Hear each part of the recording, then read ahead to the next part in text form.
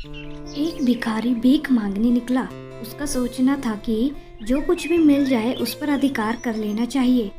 उसी दिन एक घर से उसे कुछ अनाज मिला और फिर वह राजपथ की ओर निकल गया।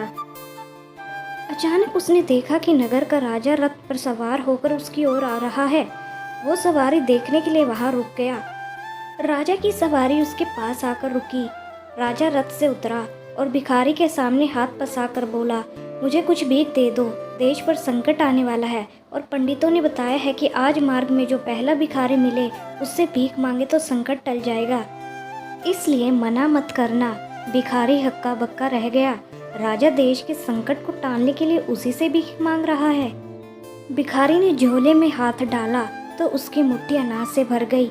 उसने सोचा इतना नहीं दूंगा। उसने मुट्ठी थोड़ी सी ढीली कर दी और अनाज से कुछ दाने भरे, लेकिन फिर सोचा कि इतना भी नहीं दूंगा, अगर इतना दिया तो तुम्हारा क्या होगा।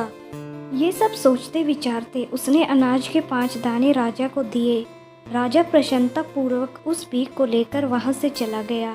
भिखारी जब शाम को घर पहुंचा तो उसने अपनी पत्नी से कहा, आज तो अनर्थ हो गया, मुझे ही भीख देनी पड़ी। यह कहकर उसने पत्नी को भीख का झोला दे दिया।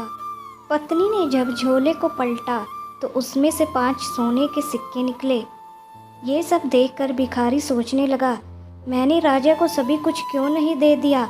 अगर मैंने पूरा झोला राजा को दे दिया होता तो आज मेरे पास कितने सोने के सिक्के होते और हमारी गरीबी हमेशा के लिए दूर हो जाती। हमें इस कहानी से यह सीख मिलती है कि दान देने से संपन्नता बढ़ती है, इसलिए दान हमेशा ही उदार हृदय से करना चाहिए। ये किसी न किसी स्वरूप में हमें फ़ायदा ही देता है।